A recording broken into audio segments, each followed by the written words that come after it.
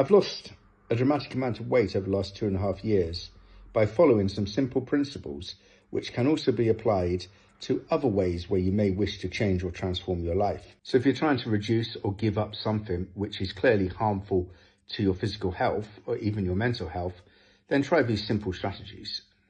Firstly, identify your triggers.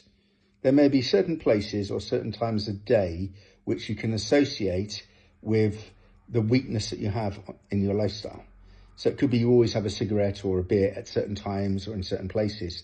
So cut out visiting those places. If it's at work and you're having a work break and you normally go out for a cigarette, then just don't go outside anymore. Find something else to do. Find something else which will be beneficial to you.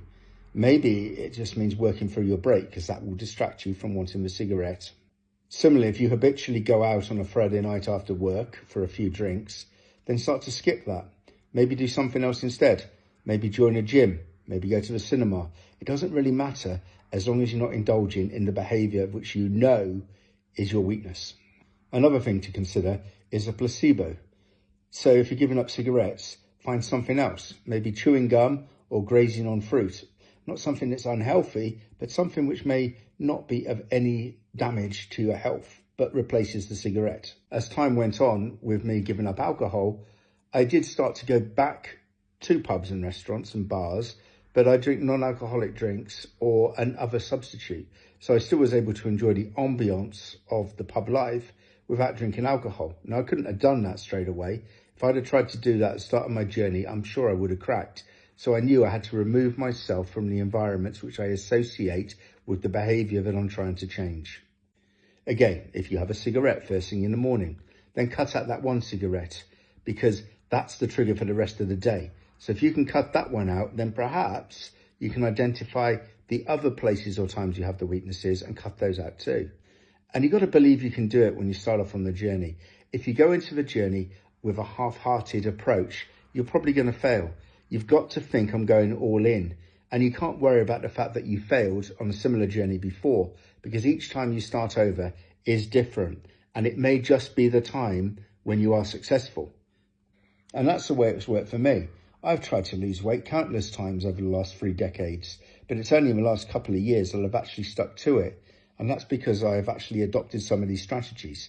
I've tried to develop this positive mindset and to be more resilient, because I know I'm not the most resilient person in the world. So it means that when I am tempted, I definitely take myself out of a situation where the temptation is. And funnily enough, people begin to respect you. At first, I was worried how my friends might react to the fact that I was no longer having a beer when we went down the pub. You know, they're thinking I'm a bit strange because that's what I've always done.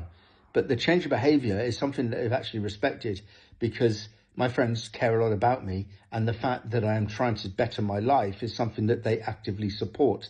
So people now don't try to encourage me to go out for a beer. They will say, well, what can we do? Where could we go? Should we go for a coffee? Should we go out for a meal? Because they know those are environments where I can control the situation more than if it's going down the pub. And sometimes you've got to be prepared for failure and for backsliding. And that's where the resilience really kicks in. If you do mess up, then you have to say, right, I started again straight away. Not tomorrow necessarily, because tomorrow, by then, you may have overindulged on whatever it is you're trying to quit. So just make the mistake and immediately just tell yourself, no, I'm not doing that again, and get straight back on that horse and get straight back into the behaviour, because you can change your behaviour and change your habits in weeks. It doesn't necessarily take a long time. My weight loss journey's taken a couple of years, but changing the behaviours didn't take that long. I've just stuck with those behaviours over the period of time since I began the weight loss journey. Look, if I can lose 150 pounds from the size I was gigantic, then you can achieve your goal. It is eminently possible. There's no one who can't. So just give it a shot. What else you got to lose? If you have any questions, let me know and I'll try to answer most of them. And follow me, because I often give a lot of tips of advice on how I've conquered my demons and radically changed my life. And I'm here to help you. So give me a follow.